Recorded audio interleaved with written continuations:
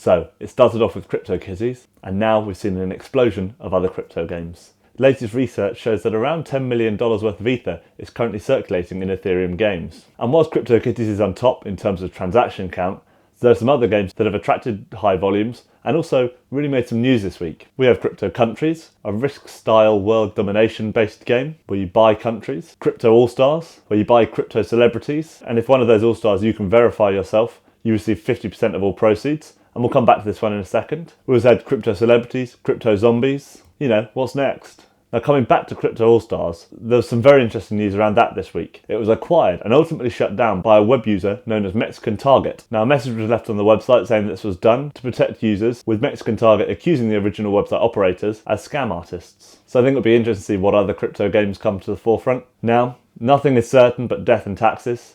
And that's definitely the case with crypto. This week, the Israeli government confirmed that they would treat crypto as property for the purposes of tax, as opposed to currency. A circular was released which announced that gains on crypto will be taxed at between 20 and 25%, whilst mining or businesses focused on cryptos will be subject to a 17% value-added tax as well, in addition to capital gains. Now watch this space as well, because it's understood that the Israeli government's also going to come out with some regulation for ICOs. Sticking to regulation, the Wyoming House of Representatives unanimously passed a bill exempting some tokens from security regulations. Now, it's been passed to the state, and if approved, it'll be effective as of the 1st of July 2018. Now, in simplistic terms, tokens will be exempt from securities regulation as long as they meet certain criteria. Number 1, it must not be sold as an investment and it cannot be traded for something. And number 2, there must be no repurchase or agreement to find a buyer. Now at the same time, the Senate are also considering a bill to treat crypto as a property for tax purposes, similar to the one that's just been approved in Israel. Now again, I think any regulation within the crypto space is very interesting and one we should keep a close eye on. So remember to subscribe and I'll keep you up to date with the latest news. We also had more legal developments from California. A lawmaker has introduced a bill that, if passed, will allow electronic laws records within California to also include data from blockchains and smart contracts. Currently these are excluded from regulations, but I think this is a very exciting development and an indication of the increasing receptiveness that people and governments are having to cryptos.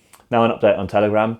They announced this week that they had raised $850 million so far through their ICO. This was released as part of a SEC Notice of Securities Exemption and indicates that the funds that they're raising are to be used as the development of the TOM blockchain, development of the Telegram messaging app, and for other purposes. This week we've also had more financial institutions flocking to blockchain technology. Citi Group this week announced that they'd acquired a minority stake in the business Settle, a platform which aims to facilitate the exchange of cash and other assets between two parties using its proprietary permission ledger. Ultimately, it makes matching and settling transactions much easier. It also comes after a couple of weeks ago, Crédit Agricole, a French investment bank, announced that they were also a minority shareholder, and also included on the shareholder register are a number of other impressive names, such as Deloitte, Computershare, and S2IEM. There's also the excitement of new Bitcoin code, which is due in an upcoming release, and which will support SegWit, segregated witness, a solution which is basically focused on scaling issues and speed and transaction fees. It was actually activated in August 2017, but in the upcoming release there are a number of changes to code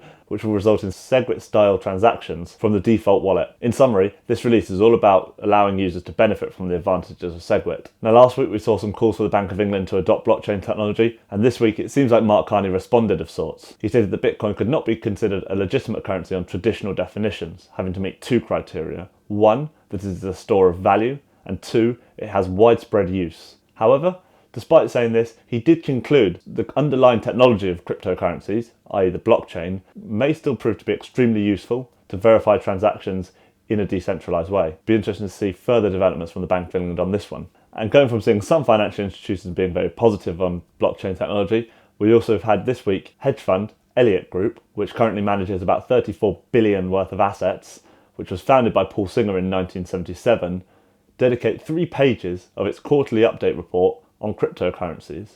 Now it had very negative sentiments, referring to it as the equivalent of nothing, and also was quoted as saying, it's an indication of the limitless ignorance of swathes of the human race. I think it's safe to say that they're not going to be coming into the crypto market anytime soon. I think all watchers of this would agree that we'd love to see them be proved wrong in due course. Lenovo, the Chinese PC manufacturer, filed a patent with the US Patent and Trademark Office for a system to verify the integrity of physical documents using blockchain. Be interested to see how this develops. Now, it's great to see household name businesses pursue and investigate blockchain technologies, as the more we see of this, the more widespread its use will become. And finally, let's wrap up this week with another crypto crime. A Bitcoin investor in Russia was attacked and had over $1 million worth of Bitcoin stolen. The attack happened in a southern district of Russia, where the victim was asked for his wallet details, and after he refused, his face was mutilated with a knife. They ended up stealing roughly 100 Bitcoin, and the victim is recovering in hospital. So again, as I said before in this market, don't make yourself a target and stay safe. So that's it for this week in crypto. Hope you enjoyed it. If you're new around here, hit subscribe. Keep an eye on new videos I have planned coming out. Thanks for watching. See you next time.